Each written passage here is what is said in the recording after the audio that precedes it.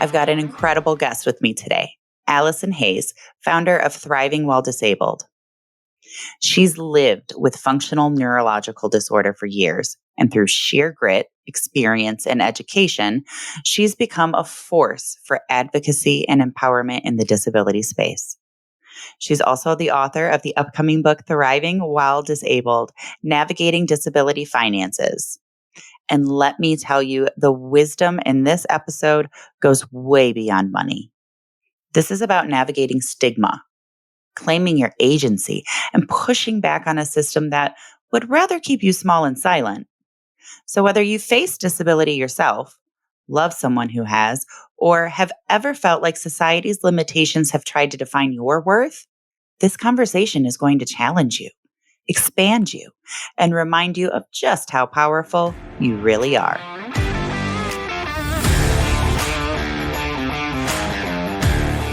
Alison, thank you so much for joining us today.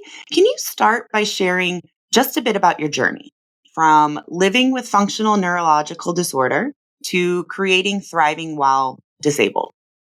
Thank you so much for that, and I'm so glad to be here. All right, so I have a condition called functional neurological disorder, and because of that, I'm on SSDI, Social Security Disability Insurance. Basically, functional neurological disorder expresses in a variety of ways. It's a neurological condition, but it was identified actually as a mental illness until about around when I was diagnosed in 2003. It's been going through the process of being readjusted from mental illness to neurological condition. Basically, what happens is people with the condition have any neurological symptom out there in response to some form of stress or trauma for most people. Good. The analogy I like is stress is to FND like cigarette is to lung cancer. Most people who have the condition had some kind of stress trauma that initiated it, but there are people that they can't identify anything like that, and it happened for them. So in my case, my FND mostly expresses as movement symptoms with muscle jerks, but also it also impacts my bladder. It also impacts my sensory. It gives me sensory symptoms where my brain has decided that a group of muscles in my leg don't exist. So it tightens the muscles around it to make up for the absence, but the muscle's actually there. Mm-hmm. So I have a sense of absence, and it can turn into like pretty severe pain sometimes. Oh. So it's all about the brain sending weird signals out. I've been living with all of this for over 20 years now, and I got onto Social Security Disability when I was in my early 20s. I was like 23 when I applied, 24 when I got on. So it's been a huge impact on my life. So I created my blog and business, Thriving While Disabled, in 2018 after my partner got injured, and I helped him through that. And he noticed how skilled I was at like talking to the insurance people and figuring out what he needed and saying the right things to the doctors at the right time and all of these other things. And it's evolved to be somewhere where I help people understand the system and help people decide what their next steps are, including applying for disability, working while on disability, and, basically just navigating those broken systems that we face. The book, which will be out in April 12th, the day before F&D Awareness Day, April 13th, is about navigating disability finances. So it's Thriving While Disabled, Navigating Disability Finances. And basically it takes what I've learned over the years and puts it into a friendly, accessible form for people to not just know what's out there, but also what to expect emotionally and advice on how to manage those stresses so that people have the best possible chance of knowing what will help them, knowing what's out there, and feel a lot less alone on the journey, because everything related to disability has the potential to be really traumatic and really difficult. And a big part of the difficulty is the discrimination and is the bias against people with disabilities that we're facing. That's so interesting. And it is relatable for me because though I didn't go through the system for disability Mm-hmm. as a single mom trying to get help from the state and also applying for death benefits as a widow and navigating that system were both very difficult. So I can't even imagine, because I don't have the experience, I can't even imagine what it is like for somebody with disabilities on top of that. Like, Right. And so so, important what you're doing. thank you. Yeah. So like, okay, so what you went through with the death benefits, because I'm assuming that's through Social Security. Yes. Right. So imagine doing that while you're feeling the worst you ever had, physically and emotionally. And I know you probably felt pretty bad, especially emotionally, trying to get death benefits right after losing your spouse. But, and then on top of that, the actual application process is basically tell us why you're a failure of a human being and explain in detail why you're incapable of working to support yourself. Oh my goodness. Right. So it's all of the bureaucracy and the paperwork with the extra pain of explain to us exactly how your condition makes you incapable and incompetent and unable to care for yourself. And so, yeah, it's really emotionally difficult. It would be if you weren't dealing with a disability, and it's exponentially increased. The other part is for a lot of people, the decision to apply comes when they're already at a really low point, and filling out the paperwork forces them to really accept and process that they're unable to work and all of the layers of grief and loss Yeah. that surround it. And there's also a good percentage of the time when they're doing that while trying to get doctors to listen to them and all of the stresses that go with doctors and medical care, especially here in the US where the system's really broken on that Yes. front too. You have to get your doctors to back up every single thing you're saying in the application. So it's layers of stress and layers of trauma. And just to make it more special, they also have somewhat unrealistic deadlines. So when they send you the first form that they want you to, like, you apply online. I've had multiple people have the application send itself in, even though they just saved it and we're going to come back and fix things. And the application just goes in. And then they have to like ask Social Security, okay, now what do I do? And then even if that part goes through, you then sit and wait for a while. And then you're sent the really big, scary forms. And they say, okay, give us all of this information in the next 14 days. And of course, it's all written with this anticipation that, you know, send it in the next 14 days or we'll consider your application incomplete. When you actually can get an extension and things like that, it just, they don't explain it. They don't always explain it super well. And of course, the questions themselves are often confusing, strangely worded, make presumptions that may or may not be the case, and so on. Like when you apply for Social Security, they assume that you have no job.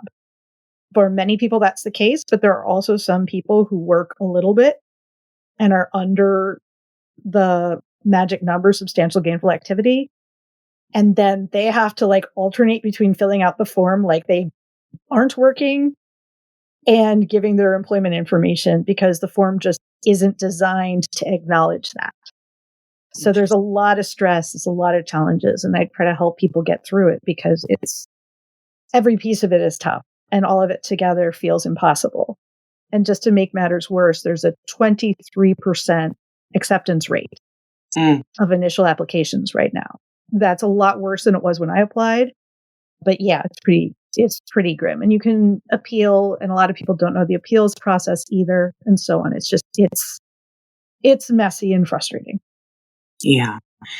What do you think is one of the biggest myths or misconceptions about being poor or disabled while using social welfare services? Well, the biggest negative belief is that there are people faking. Mm, People who are on the programs are faking being disabled, or people who are getting or applying for benefits are likely lying about their income and assets. And the thing about that is it's not worth it. The benefits are so pitiful that it's easier to just make the money than it is to get the benefits in a lot of cases. It's also because of that mythology, the application process has been made much more difficult because everyone involved has decided they're now a gatekeeper, keeping an eye out for the fakers. When the reality is, people with disabilities have been trained to fake being well yeah. Yeah, that's so true. because everybody in our society assumes that you are okay. And if you aren't okay, and if you're managing a disability and you're in pain or something, and you share that experience, well, then you're no fun and you're a buzzkill. And so why would they be friends with you? Mm, And at the same time, if you're walking around being miserable all the time, you're miserable and you can't enjoy your life. So many of us with disabilities let ourselves smile and relax and enjoy things even while we're uncomfortable or in pain, so we can at least get some pleasure out of what we're doing. So there's layer upon layer of societal assumptions, all of which force people with disabilities to generally pretend we're in better shape than we are, and reinforce these ideas that no, you can't be as disabled as you say you are on the form because I saw you smile the other day, or you sent out pictures from a vacation you had, or you shared a story about, you know, you mentioned you like to garden. Okay, well, yeah, if I'm gardening, that doesn't mean what you think it means. That might mean I'm sitting outside and pull a weed or two, and I'm on an elevated platform, and I've done all of right. these things to make that possible. So there's a lot of ableist assumptions that go in place. The alternative is basically the idea is if you're disabled, you shouldn't have any kind of quality of life, and you don't. So anything that you do that indicates that you have quality of life is viewed as proof that you aren't really that disabled. So it's a really tough position to be in. Hmm. And we still have this mythology of poverty being a choice when really poverty is the result of policy choices that our government has made, such as not having a livable minimum wage and not having protections at work and things like that, and not having decent support programs out there. The base of the federal poverty level, that number, federal poverty level was created from an equation somebody created in in the early 1960s using data from the late 1950s. And basically she said, okay, food is about a third of the cost of survival. So I'm going to use the cost of enough food to not die of malnutrition or starvation on, and triple that. And there's a little more to it, but basically triple that. And there we go. There's our federal poverty level. She had a few more pieces brought into it, but it's a really tough, severe underestimate of how much money is not enough to live on. And this was based on quality of life and costs of living from the 1950s, when there was always going to be, there were children, there was a spouse at home whose job was to maintain the household, and a spouse who was making money. And the spouse who was maintaining the household would be providing the childcare and preparing the food and so on. And so most of the conveniences we have now weren't there. And now most people have to work. So childcare is a huge expense. Mm-hmm.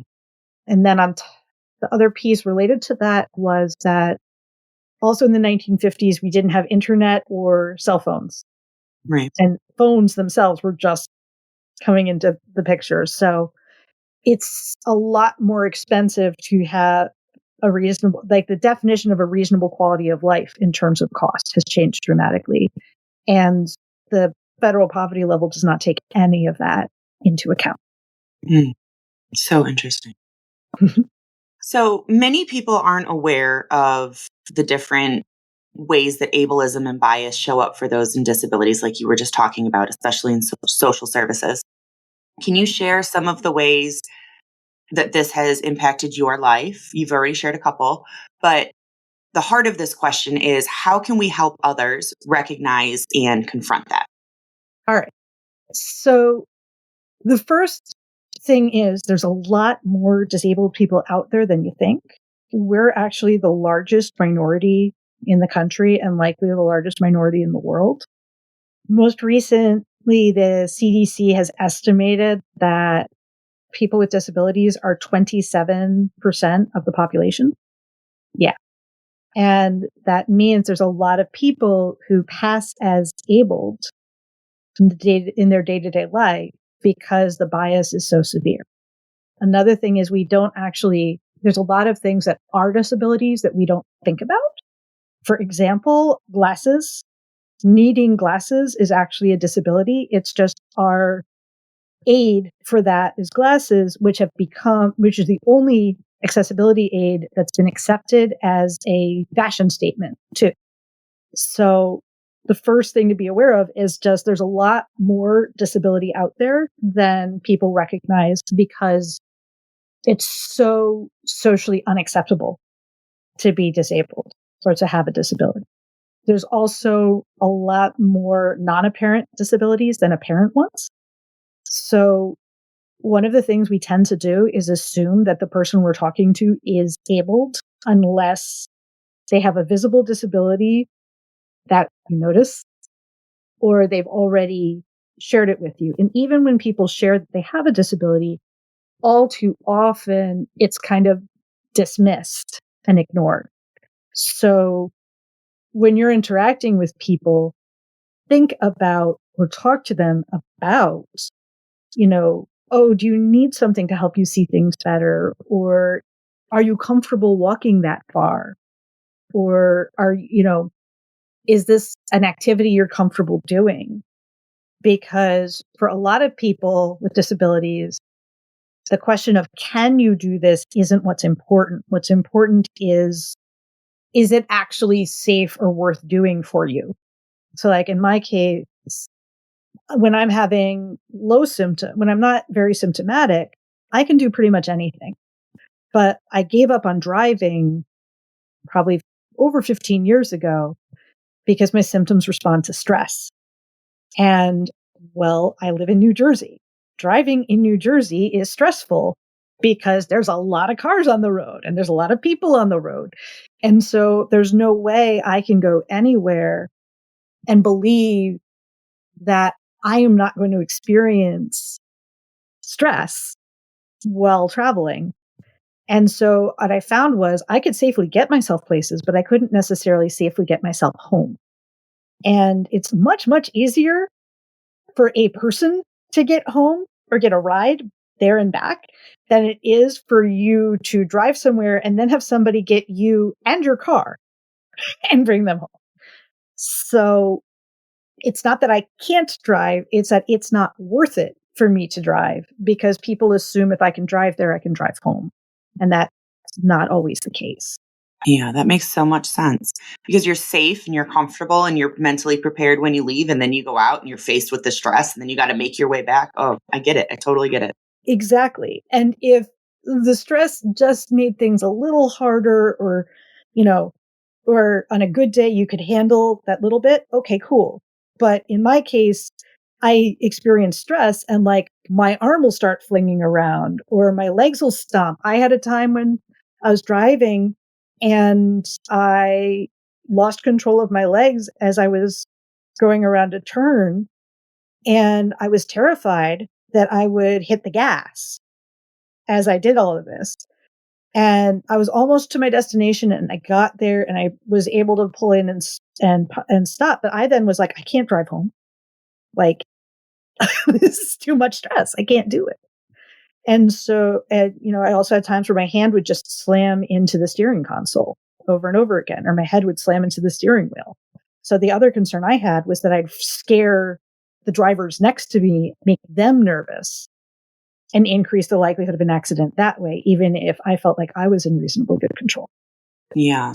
So for safety reasons, I stopped driving. It's not that I can't drive, it's that it's not worth it.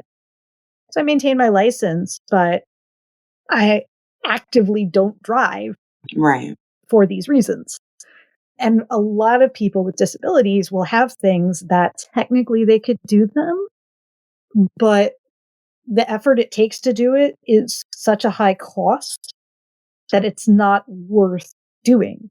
So, like, there are people who are dealing with fatigue or weakness where, someone's like, oh, well, let's walk over to this restaurant. It's only 4 blocks away. Well, 4 blocks might be too far to comfortably walk, even though it's totally reasonable if you're young and able. But if you're young and disabled, maybe that's too far for you to walk. So for people being thoughtful about, to the friends, especially as they're getting to know people, oh, does this sound like something we could do together? Is this something you want to participate in with me? And just don't just assume that they're abled, because a lot of people have disabilities but don't share them. The other thing is the word disabled itself gets stigmatized a lot, Mm-hmm. and people don't want to identify as disabled.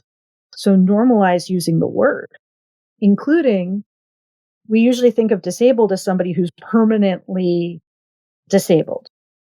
There's a lot of people who are temporarily disabled. Things like breaking a limb, being sick, and things like that. That's all actually being temporarily disabled. Pregnancy, when the parent has a bad reaction or has, like, say, gestational diabetes or other complications during their pregnancy that limit what they can do, that's also being temporarily disabled. And I mean, that's even labeled in like short-term disability and programs like that. But we don't use that in our language. And so that's another way to think about it. There's also situationally disabled. A situationally disabled person would be somebody who's like carrying a large load in their arms, so they can't necessarily see everything around them, or they can't use their hands in that moment to open the door. Situationally disabled is also if you have, say, a small child, and either you're holding their hand so you don't have a hand free, or you constantly are putting energy into keeping an eye on that child so that they don't injure themselves or wander off and get lost, etc. You're situationally disabled because you can't put 100% of your brain power into whatever you're trying to do or wherever you're trying to go. So recognizing that those also, it's very appropriate to use the term disabled. That's actually a really big thing because it's destigmatizing the word itself. And right now there's so much stigma on the term disabled that people are trying to find alternative words like handy capable and differently abled and things like that, that basically are implying that disabled is a bad word when it's not. Right. For me personally, I've had people assume I'm mentally incompetent. I was rocking back and forth on my way home from grad school because that's one of the ways my symptoms expressed. I was on the train. And I'm sitting there on the train, rocking back and forth and kind of slamming into the seat behind me because my symptoms were that strong that day. And the train conductor is whispering at all the people around me, and they're all shaking their head. I finally noticed that she kept kind of gesturing towards me while she was doing this. And I said, oh, what's going on? And she was like stunned that I was speaking. Right. And then she's like, oh, well, and like when I stopped to ask her because I was distracted by having the conversation, my symptoms stopped. And I'm asking her, and she's like, well, I was a little concerned because you were slamming into the seat. And I thought maybe you shouldn't be on the train. And I was asking who was traveling with you. I'm like, I'm on my own. And no, this is just something that happens. I'm okay. But it was just like, you know, the that's part of ableism, this presumption that because they can see a problem, it means there's even more out there. A lot of people with disabilities who have trouble speaking well or are nonverbal are also presumed to be mentally disabled, even though they very often aren't. So, like, it's kind of a don't assume anything, walk into the situation with an open mind and use only the evidence that you can see. Don't presume further. The other big thing related to that is talk to people who have apparent disabilities or, unapparent, or who might be. Recognize that since a quarter of the population is disabled, chances are very high you have disabled people in your life. Chances are very high that the person you meet next in whatever situation has a disability of some sort. And so if about a quarter of the people you know haven't told you that they have a disability, that means they're afraid to share it. So So, powerful. yeah. So if you're thinking, I don't know any disabled people, okay, maybe you're the problem. Mm. Because if you don't know anybody who's disabled, it's likely you do, and they haven't told you. And you just, yeah. And you're not recognizing. Exactly. So that's, I think, a really big thing to think about and be aware of. Well, thank you for sharing that. It's definitely food for thought and awareness for sure. Reflecting on your journey, Alison, what would you consider to be your greatest failure? And how has it shaped the way that you approach both your personal healing and how you work with others today? Well, I think one of my greatest failures was actually not being willing or able to acknowledge that I was disabled until after I got on benefits. Because thinking back on my life history, I actually had my first diagnosis when I was 3 years old. Mm. I had a fine motor's disability. And basically, after treatment and physical therapy and doing some work, it shifted down to being more of a fine motor's problem. So basically, my handwriting is really bad. And, certain things that require fine hand skills, I'm not great at. But that's a disability. And I didn't acknowledge it. I was diagnosed with depression when I was 9, and I didn't want to acknowledge that as a disabling thing. I didn't want to acknowledge that as a disability. I knew I was already struggling socially, and, being a kid at that point in time, everybody who needed support, there was the resource room available. And that was not the name that the people who didn't use it called it. They used a different R word to refer to it. That kind of thing. And so my impression, my ideas, my understanding of disability were very, very negative because of societal bias. And my F&D symptoms kicked in college, and I was diagnosed 3 years later. But I couldn't wrap my mind around I'm disabled until I was unable to work and until I was really debilitated on top of having multiple disabling conditions. And I think that's very common. I think that's what a lot of people experience. But with where I am now, it's like, oh my God, why couldn't I just say I have a disability way back then? And it took me going on benefits to be able to recognize that and move forward. Alison, thank you so much. Thank you for being here. Your journey and the work that you're doing for others is so inspiring. Before we wrap up, I know, like you said, you have a book coming out in April called Thriving While Disabled, Navigating Disability Finances. Mhm. Would you like to tell us just a little bit about how listeners can connect with you and get the book? Absolutely. So I run a website, thrivingwhiledisabled.com. And it's just what it's at, THRIVING and so on, thrivingwhiledisabled.com. You can always get any of my stuff on there. The book will be out, like I said, April 12th. Pre-orders on Amazon should start around mid-November. So if you want to pre-order the Kindle version of it, you can do that there then.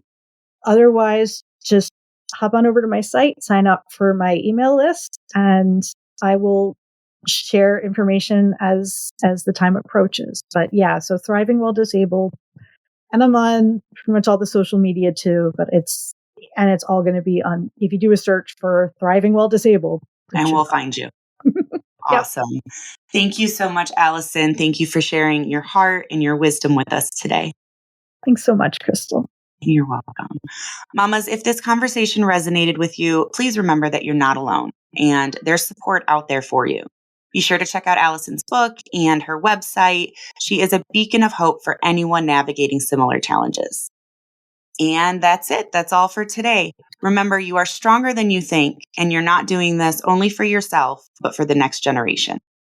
Keep breaking those cycles, showing up for yourself, and I'll see you back here next week. Take care, Mom. Woo! Take a breath, because this isn't just about pushing through or keeping your head down. This is a season of stepping up, of making moves, and the move is breaking the pattern, choosing differently, learning to trust yourself enough to stop, recalibrate, and move with intention. Breaking cycles, not just for you, but for the generations that come after you. If this episode resonated, please send it to someone who needs it, because real conversations deserve to be heard. And if you enjoyed today's episode, I'd love for you to leave a review on Apple or Spotify. It helps us reach more people who are ready to step it up. Listen, if you're not just here to survive, but to build something real, whether it's in your life, your leadership, or your business, let's connect. Whether you want to work with me, book me as a speaker, or learn how to build a brand that actually aligns with your purpose, head over to krystalcasey.com/links. Everything you need is there. And remember, you were never meant to just keep going.